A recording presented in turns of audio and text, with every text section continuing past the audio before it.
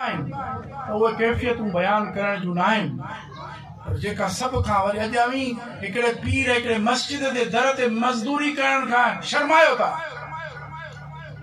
मां केरनि जमायत जा जिन कॾहिं सोचियो जे त वञी दरगाह शरीफ़ ते बस सिरूं त हणी अचूं, मस्जिद ते के 4 सिरूं त हणी अचूं।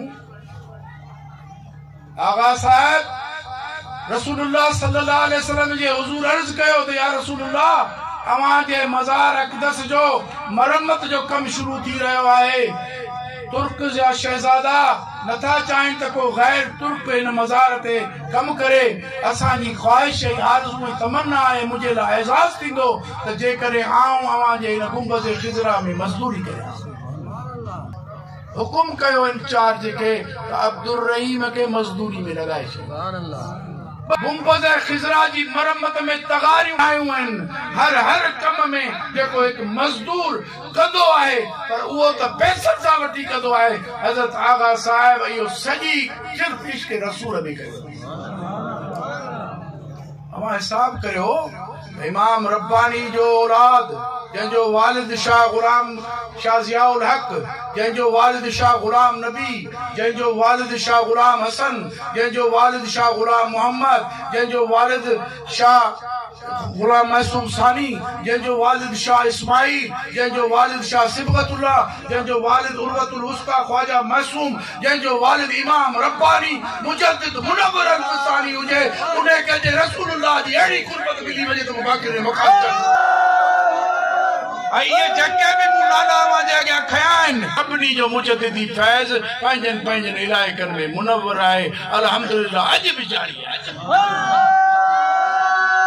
वॾो साईंदास जो हज़रत ख्वाजा अब्दुल रहमान रहमतुल्लाह अलैह कामिल अकमल शख्सियत आहे। वो हज़रत कुबे वारे साईं जो भाणे जो आहे।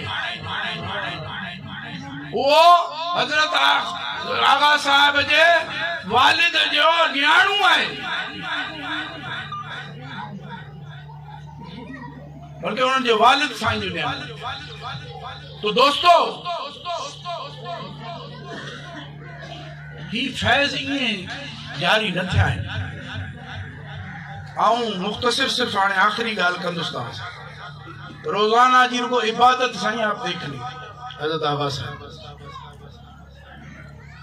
सफर में हो या हाज़िर में, आपने कभी 110 रकात नफिल जो अपने मुर्शिदों और बुजुर्गों के लिए वक्फ की थी, मुकर्रर की थी, उसमें कभी कोताही नहीं हुई। 110 रकात रोज।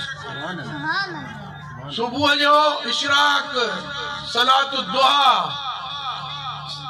सलातुल अवाबीन अवां के साहिब ने किरे उहा कॾहिं कज़ा न थी। 7 सालनि जी उमिरि खां विसाल थियण ताईं कॾहिं तहजुद कज़ा न थियो।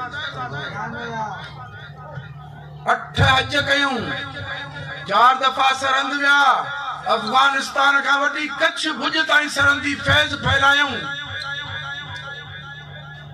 थका कोन पीर। 41 मरतबा रोज सूरह यासीन, 41 भेरा रोज सूरह मुज़म्मिल, 41 भेरा रोज सूरह तगाबुन, 21 दफा सूरह मुल्क, 21 दफा आयत मुझे ज़हन में निकली दुरूद शरीफ रोजानो, 5000 कलमू तय्यबा रोजानो।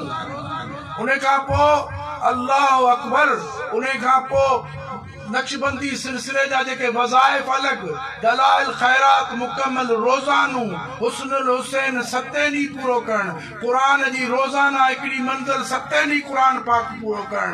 अवां के साहिब ने दलाइल खैरात हिज़्बुल बैर रोजानो मुकम्मल पूरो करण। उन्हें खां पोइ ला हौल वला कुव्वत 500 भेरा रोजानो पढ़ण। इहो मुर्शिद अवां जी हज़रत आगा साहिब जो रोजानो जो मामूल आहे।